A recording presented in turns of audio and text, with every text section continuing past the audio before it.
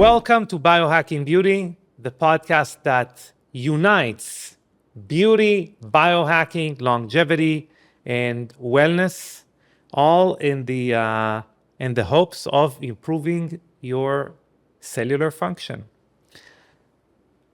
You are? I am Anastasia Hojaeva. I'm Amitai Eshel. We're the co-founders of Young Goose.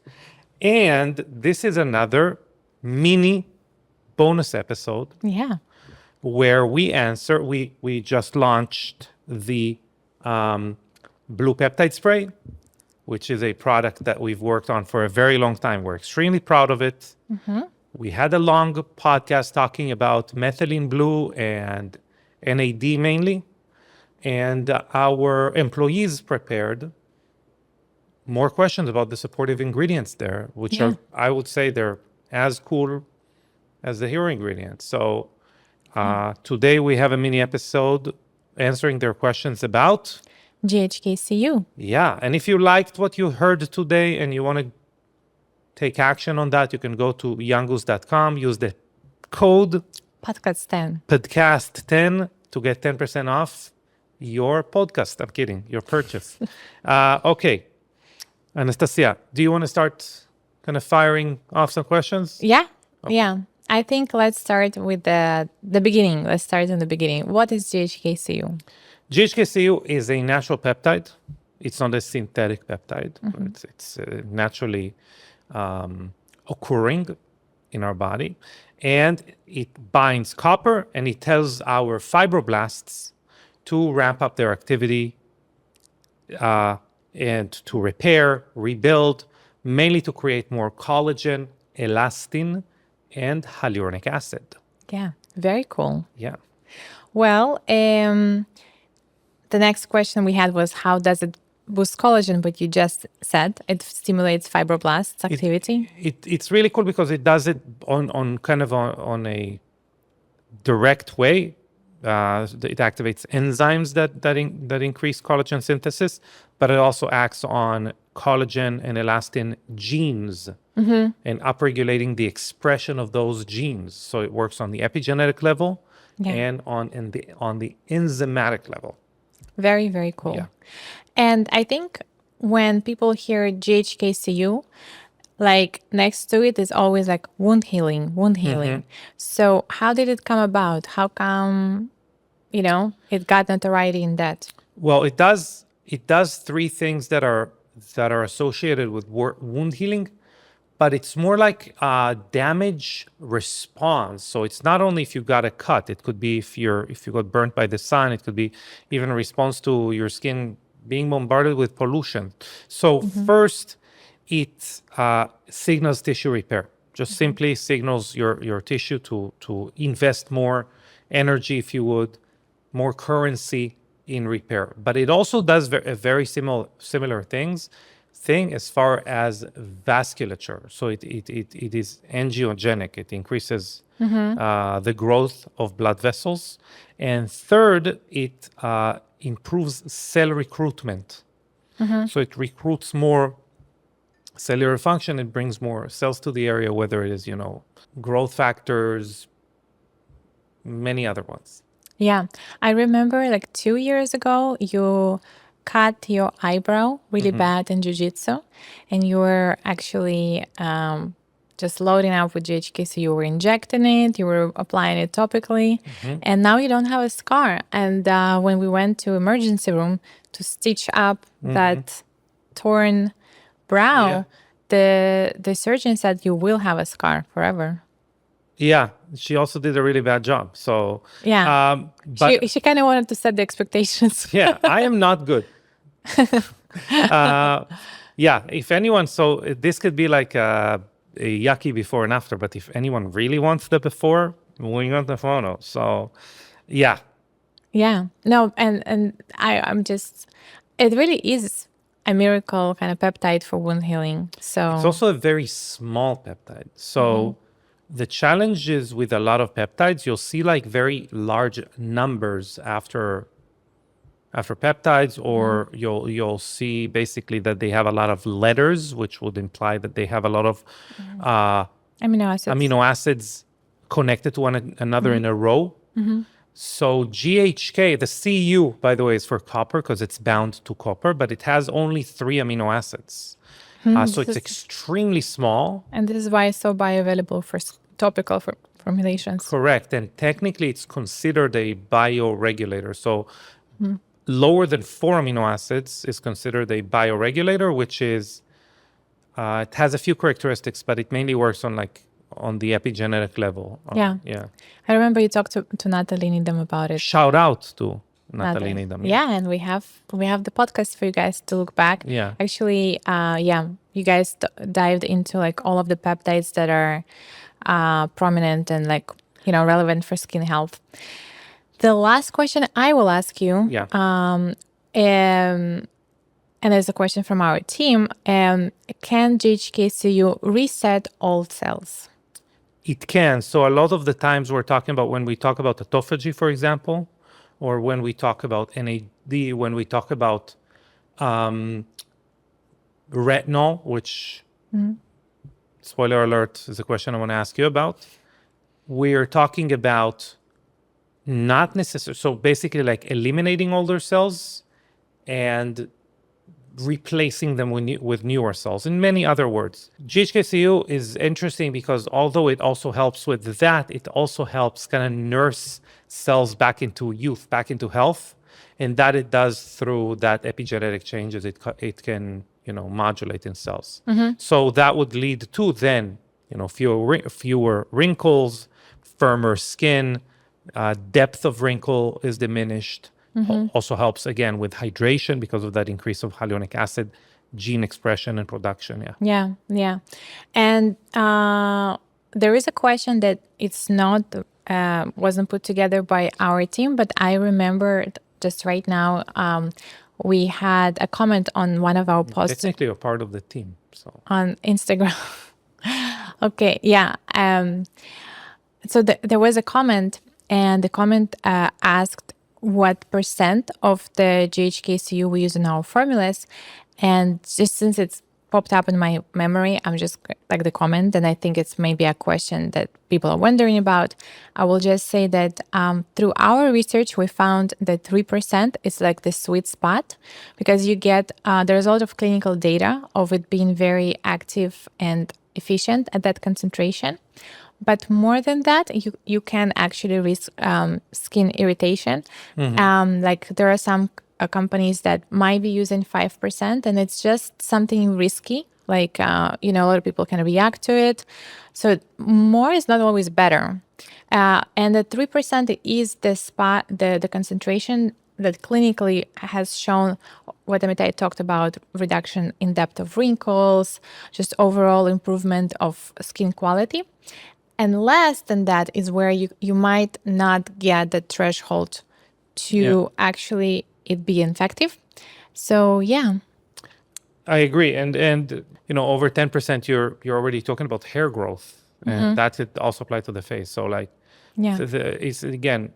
Such an important note here. Important note. So again, maximizing that, like if anyone ever is looking for like a 30% GHK-Cu, don't. 3% is what you will be prescribed, by the way. Like if you're having a compounding pharmacy, your doctor has a compounding pharmacy, make a GHK-Cu product for you, it will be 3%. And an important note is that we use pharmaceutical-grade GHK-Cu. So yeah, very important note. Yeah. And really that's also what a lot of distinguishes like premium and results-driven skincare formulation with over something that's just like maybe like very mass market and affordable. It's the quality of the ingredient, the sourcing, and also like the grade, because you can have the same ingredient can cost different amount based on where you sourced it and what grade. Just I'm trying to think of like an example. The best example I think is McDonald's and Whole Foods meat. Like that to me is the best example. Yeah, like it's beef everywhere, but it's very different pricing and the way you feel after that. Yes. Okay, Anastasia, speaking of retinol, how does it compare to retinol? Yeah. So for maybe somebody is listening to this podcast and they're like, what is retinol? So retinol is a precursor of retinoic acid. And retinoic acid is basically an active form of vitamin A that's released by your body when your body signals turnover. So when your body needs your cells turned over, it releases retinoic acid. Maybe And that's someone's saying, what is turned over? is it turned over? Yeah, but Turnover. no, just renew. Renew. Oh, yeah. Well, renewal, cellular renewal. Yeah.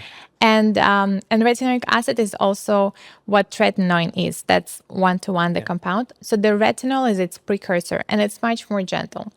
So actually, this is a very good question from our team because we had the same question asked by a lot of our listeners and comments on Instagram, like about how retinol interacts with GHK-Cu. Yeah. Actually, in our Unfiltered Opinion, I already talked about it, that there is a lot of misinformation about like, oh, these ingredients don't mix well together. But in this case, so where I was going with it, so the retinol converts into retinoic acid, stimulates the basal cells, which are your skin's stem cells. Those are the cells that are destined to become skin cells in particular. And so it turns on that process. Now, it's, as we just talked about with GHK-Cu, the GHK-Cu in this case stimulates fibroblasts to produce collagen. So they're very complementary in that way. And also when you think about what fibroblast will make the best collagen, new or older, the newer they are, the better functioning they are. So it all like really complements each other. Yeah, I agree. And the problem with retinol, some people, again, like a misconception about retinol is that it thins the skin. Yeah.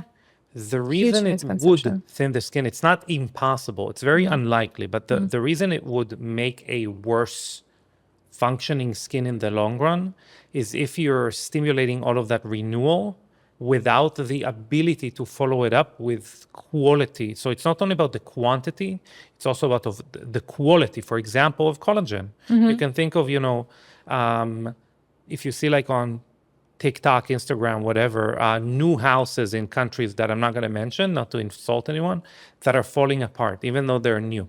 Right? That's because they tried to build it extremely fast. They used very cheap material. And these houses, doesn't matter that they've been built, very fast or whatever, the material is not quality. It's not only the quantity. Same here. But also, in terms of retinol thinning out the skin or not, I agree with you. That's true.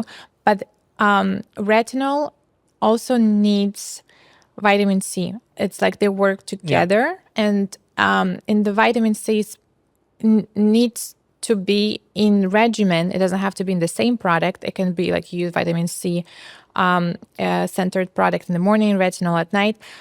One is kind of making sure that you have enough collagen to pull from, because retinol will employ collagen and vitamin C will make sure that you have more of it.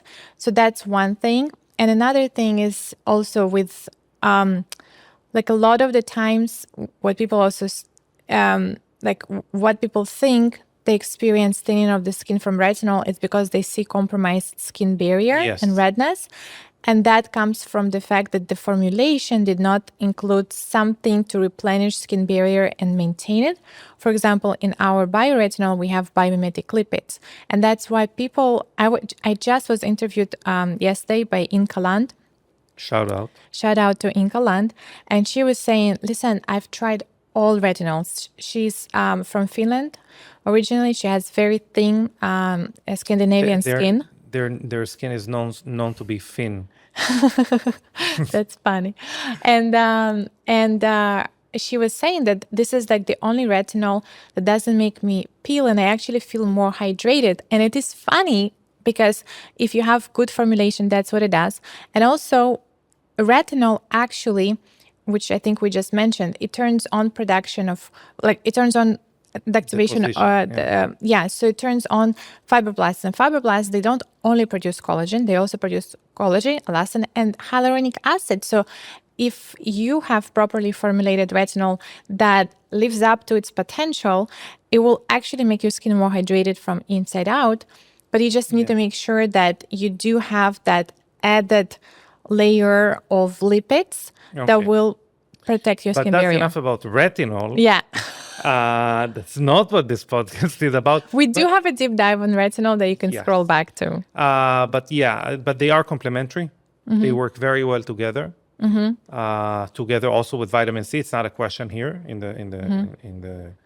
I got it. I went off topic. No. I'm saying it's also they also work a part of that combination in a regimen. You could also add vitamin C, and that would also be complementary to GHK-Cu and retinol. Now I understand. Which we have in our Youth Reset, Youth Daily. We actually have GHK-Cu and those ingredients, specifically THDA vitamin C, which is the vitamin C that is the most... The Rolls Royce of vitamin C. The Rolls Royce of VITCs. Okay. Speaking of sensitivity, is it safe for sensitive skin? GHK-Cu? Yeah.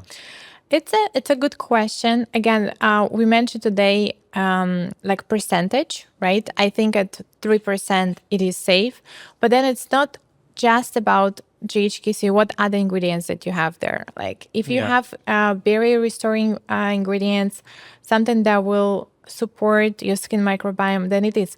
Like just GHK-Cu by itself, it's questionable. You know, it could go either or depending on what its environment in the formula. Yeah. But on its own, I mean, it's not safe for sensitive skin. No. Yeah. When do results appear? Yeah, this is a really great question. With consistent use, GHK-Cu is a lot like retinol. If you're consistent and you're using it at least once a day, preferably twice a day, you should be able to see the results as soon as the cellular turnover. So for some people, that would be as soon as 4 weeks. For some people, like the older we are, the slower the turnover is. And it might take longer. And then it also might, like, after the first renewal, you'll see like slight improvement. You mostly like will feel it, but you won't really see it. But usually within like, I would say 8 weeks, you should be able to see the results, sometimes 12 weeks, and sometimes as early as 4 weeks. Yeah. Does it improve tone and texture? So because of its wound healing properties that we talked about, it can improve texture. Tone, it's not like a known brightener, so I wouldn't count on it to really help melasma or something, but it's complementary. Yeah. How does it pair with methylene blue or NAD? Yeah, well, that's question because our team put these questions together due to our Methylene Blue spray launch. So Methylene Blue, we talked about it in our longer format episode. Its main thing, it really reduces oxidative noise. So it really helps reduce oxidative stress. Then NAD+, our long-time listeners probably know it by heart, that's boosting the cellular energy. And now we have GHK-Cu that stimulates collagen, elastin production, hyaluronic acid. So they pair very well together. And they all have their separate jobs, but together they kind of make the dream team. I agree. It's almost like looking at it, you know, it all starts with methylene blue as far as like that, because it kind of makes sure that we make clean energy, if you will. The NAD is where kind of that energy being used for repair, and GHK-Cu is like targeting where repair would kind of happen. Yeah. Love that. Okay.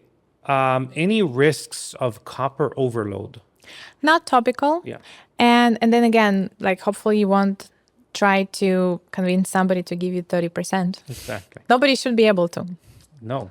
Okay, that's all we have for GHK-Cu. GHK-Cu. Yeah. Again.